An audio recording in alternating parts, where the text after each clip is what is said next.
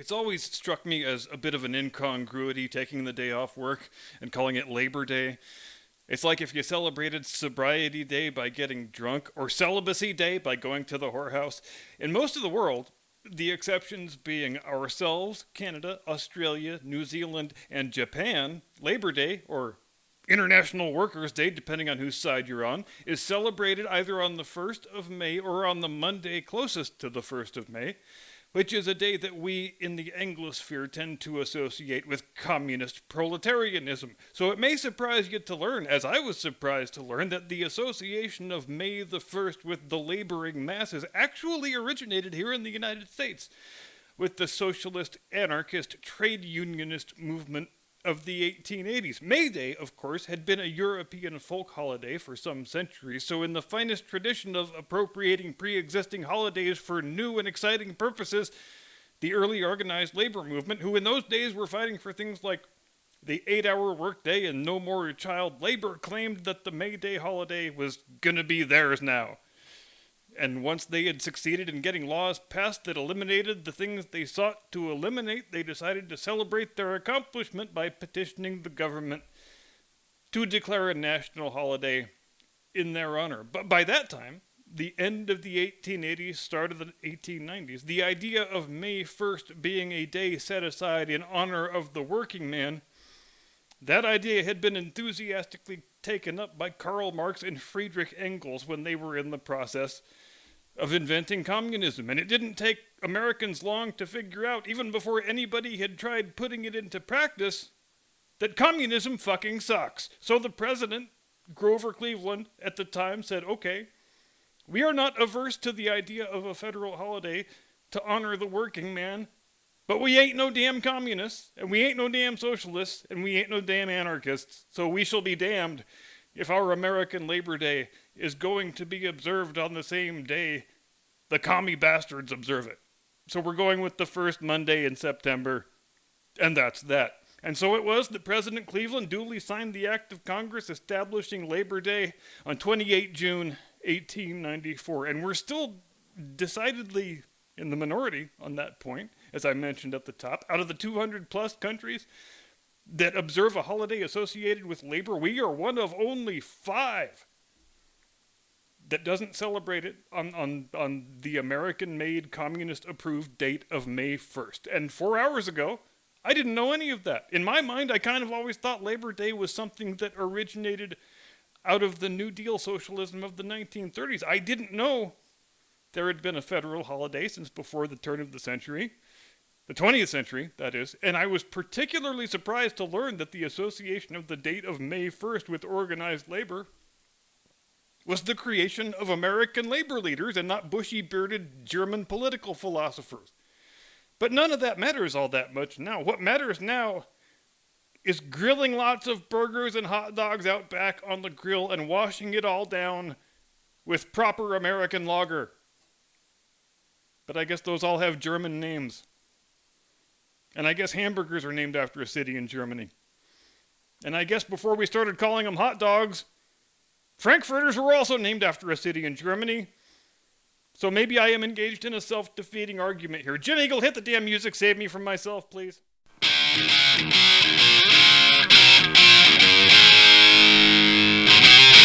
From high atop the battlements of Castle Curmudgeon, where we eat freedom dogs and liberty burgers and wash them down with bald eagle beer. Good evening, Mr. and Mrs. America and all ships at sea. Welcome to a special Labor Day edition of the program. I am your eponymous host and humble servant. A fair warning before we start. We are going existential tonight. Cosmic, even, I might say. I had planned on doing this topic even before I saw the news this morning that Dr. Frank Drake of Drake Equation fame had passed away at the age of 92. So I will take this as a sign from the gods that I chose the right thing to talk about tonight. If you're unfamiliar with Frank Drake and the Drake Equation, it's a thing he drew up on the back of a napkin, for all intents and purposes, that sought to answer the question of how many technologically advanced civilizations are likely to exist in the Milky Way galaxy. And we're not talking about spacefaring civilizations necessarily. That is a mistake that a lot of people make right out of the gate when discussing the Drake equation. We are talking about civilizations that are sufficiently advanced that they might attempt communicating with other civilizations by means of radio broadcasting. Frank Drake never intended this equation to be anything authoritative. In his mind, it was really more of a casual thought experiment, and I think he lamented the fact that this thing he scribbled down during a conversation at a cocktail party in 1961 wound up being subjected to such rigorous analysis and criticism when he was never really claiming anything to begin with. Entire books have been written on the weaknesses of the Drake equation, on the false assumptions that it contains, and Drake himself never made any suggestion to the contrary. The biggest problem with the Drake equation, to use the term famously coined by former Defense Secretary Donald Rumsfeld, is that it contains too many unknown unknowns. There are things we know, and there are things we don't know. In the latter category, there are two kinds of unknowns. There is the known unknown, which is things we know that we don't know. Like, what is the location of the enemy commander? Does our opponent plan to attack by air or by sea? Things like that. Things where you don't know the answer, but you can at least be assured that you're asking the right question. Unknown unknowns, they are a whole different animal. With the unknown unknown, you might already have the answer in hand, but you don't know that because you've got no idea what the question is. And therein lies the big problem with the Drake equation. It seeks to answer a question that we don't know whether it's pertinent to even ask. So if you ask the question, how many civilizations are there in our galaxy who are communicating by radio, you have already introduced the confounding factor of anthropocentrism. Who are we to assume that advanced alien life forms communicate by radio?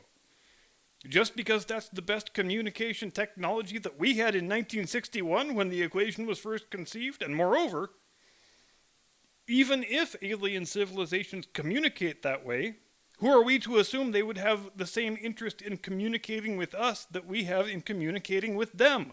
The Drake equation, the search for extraterrestrial intelligence, or active SETI specifically, if you will, all that stuff predicates itself on assumptions we are making that have no foundation in any sort of observational data, which makes them automatically scientifically dubious and worthy of suspicion. And when that's done in the context of searching the skies for alien radio signals, then it's harmless enough. Well, at least until the day the evil reptilians invade from Zeta Reticuli. But it's not harmless. It's way the hell far away from harmless when scientists start telling people how they should live their lives when the guidance they are giving has no relationship with observational data. We have received a valuable object lesson in the fallibility of scientific prediction and modeling just in the few weeks since the James Webb Space Telescope has begun gathering data. Already we know that many of our most basic assumptions about the early universe were wrong. James Webb is seeing fully formed, mature, well-organized, very hot, very blue galaxies that existed less than 500 million years after the Big Bang. That was not supposed to be possible. The first 300 or 400 million years after the genesis of the universe was supposed to be an epoch of pure chaos, where star formation had just barely begun, where it was supposed to be impossible for structures as large as galaxies to exist yet. And yet, there they are, plain as day, right in front of us. Every cosmology textbook written prior to 2022 is now merely a memento from our ignorant, benighted past. But fortunately for today's astronomers and astrophysicists and cosmologists, they don't have as much to lose from reporting their findings as our friend Galileo did in the 17th century. And in the prior century, hell, Giordano Bruno got burned alive simply for suggesting that exoplanets might exist, and he wasn't proven right until, 1987? At least Galileo got the satisfaction of being proven right in his own lifetime, and what, after all, was Galileo's crime? His observational data did not comport with the preferred narrative of the people who were in power. He took this device called a telescope, invented 30 years prior by some Dutch optician. He made a couple of modifications to it, pointed it up at the sky, and recorded what he observed. That's all. He never set out to discredit anybody's religion or make anybody look bad. He just did what scientists do: collect observational data and report your findings. So he gets dragged in front of a church inquisition, and he can make the whole thing go away just by saying he didn't see what he saw. But Galileo was not a liar. He explained his data, he explained how he gathered it, he even invited the inquisitors to peer into the telescope and see for themselves. Look, Jupiter has got 4 objects orbiting it. I didn't make it that way. I just looked through my telescope and made some pencil sketches of what I saw. I know you want me to stand here and disavow the notion that we are not in a geocentric universe, but I can't do that. I would be lying. I have seen what I have seen, and I cannot unsee it. And if there is an overarching point here, one that is crucially important in our everyday lives down here at ground level, it is this. When the scientific authorities, the learned men, the ones with all the fancy academic credentials, when those people seek to create public policy, and especially public health policy, in the absence of any observational data at their disposal, they are nearly always going to wind up being wrong. And the consequences will nearly always wind up being an unmitigated disaster for the public at large. When the great communist Chinese Wuhan Kung Flu coronavirus of 2019 arrived on the shores of the Western world, the fanciest public health professionals with the best qualifications in the world said the fatality rate was going to be something on the order of 5%. And they were wrong. They were not just wrong by a little bit either. The actual fatality rate wound up being 1/16 of what the experts told us it would be. But all of the heavy-handed policy interventions, all the lockdowns, all the school closures, all the face diapers, all the vax mandates, all of those policies were based on a 5% fatality rate that never materialized. And it was abundantly clear by the 6-month mark that the 5% fatality rate was never going to materialize, and the public health response had been orders of magnitude more draconian and more severe than the threat actually warranted. Did that cause any reconsideration, any reevaluation on the part of the scientific and political authorities? Nope. It did not, because people like Tony Fauci, you can dress them up in fancy lab coats and stethoscopes until the cows come home, but that doesn't make them scientists. Tony Fauci doesn't give 2 squirts of piss about honest scientific inquiry. He just wants to look good on television. He just wants to have dumb people kiss his ass and act like he's some sort of religious figure. Which he is, of course. They don't make prayer candles with your face on them unless you are a bona fide religious figure. Which is to say, as a practical matter, there's not a whole hell of a lot of difference between today's Tony Fauci public health mafia and the bishops and cardinals who conducted the trial of Galileo in 1633. They did not stand for scientific inquiry, just as Tony Fauci doesn't. They stood for institutional power and conventional wisdom, just as he does. When honest scientific inquiry threatened to make Tony Fauci look like a blithering fool, how did he react? By demanding that his critics be silenced and smeared and thrown off the internet. Because science. And there's a reason it's called conventional wisdom and not just plain old wisdom, because conventional wisdom quite often, most of the time even, winds up being dead wrong. If you're over age 70 or 75, you might remember a world where there was an X-ray machine in every shoe store in the country. For most of the first half of the 20th century, the kid would put the shoes on, he'd go stick his feet under the X-ray machine, and then mom and dad and the shoe salesman would all peer into the little window to see how much growing room there was between the toes and the shoes. This was fantastic cutting-edge technology, and each time this was done, the kid, the parent, and the shoe salesman each received a radiation dose on the order of 3 to 4 chest x-rays. This went on for decades before anybody realized it might not be a very good idea irradiating children to make sure their shoes fit. But right now, today, our political leaders, our fake news performance artists, they act like scientists have never been wrong about anything. That trusting the conventional wisdom of the scientific authorities without question or complaint is your solemn duty as a citizen. Which is to say, if CNN had existed in the 1630s, I think we all know how they might have covered the Galileo trial. It can be very difficult, impossible even, to contextualize the times in which one lives while one is actively living through them.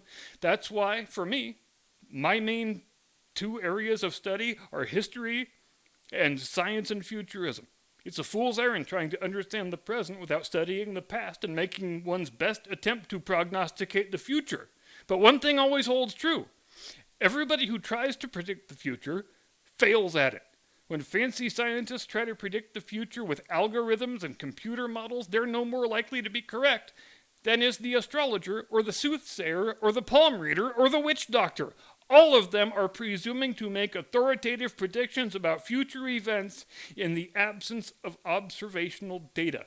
And don't let the lab coat fool you. Don't let the framed diplomas on the wall fool you. They are guessing. All of them. They don't know the future any better than you do or I do or the Oracle of Delphi did 3,000 years ago. The Webb telescope has an intended design life of 10 years. It's only been operational for a couple of months, but already it's producing observational data just as Galileo's telescope once did that has turned the conventional wisdom on its head. No matter how well humans think they can predict an unknown thing, whether it's a known unknown or an unknown unknown, the observational data always prove them wrong. The telescope does not lie. The telescope doesn't make mistakes. The telescope has no conventional wisdom to uphold. All the telescope does is collect light, so that we might in turn shed light on the darkest corners of our ignorance. The scientists don't like to talk about this very much, but there's still a shocking amount that we don't know about the nature of our existence. We don't know where the universe came from or what caused it to be. We thought we had a settled model of its early history that everybody could agree on, but that's out the window now. Because there are big hot blue galaxies where there shouldn't be big hot blue galaxies. We still don't have the faintest idea what gravity is or why it exists any more than Sir Isaac Newton did. We don't know why gravity is so strong at the planetary and galactic level, but simultaneously so weak that it can't prevent the galaxies all drifting apart from one another. And most of all, we don't have a clue how quantum gravity works, why it's a different force entirely at the molecular level with a whole different set of properties. We aren't any closer to reconciling Newtonian physics with Einsteinian physics than we were in 1905 when the theory of special relativity was first promulgated. And it's not just the galaxy and the universe. There's a host of basic facts about our own planet that we still don't know. We know that there was a whole series of very fortuitous, improbable events that made our planet capable of hosting life, and then capable of hosting complex life, and then capable of hosting industrial and technological life, and then hosting spacefaring life. You've got cometary extinction events, the 23.5-degree axial tilt, the relative size of our moon with respect to the host planet, the internal dynamo effect that gives us a magnetic field, or even why the chemical composition of our atmosphere is what it is.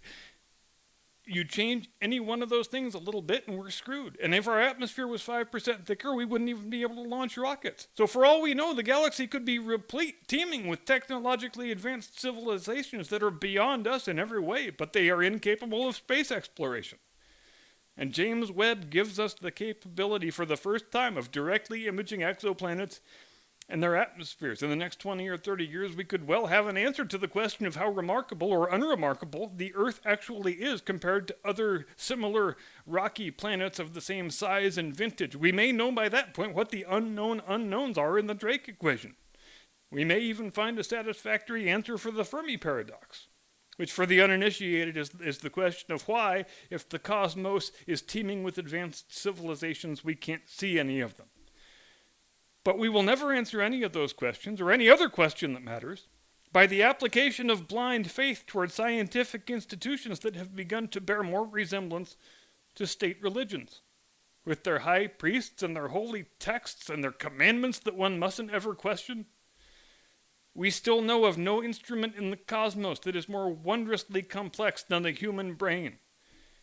We know of no trait more useful than the innate curiosity of our species, the desire to see things and places we haven't seen, and to learn things that we don't know.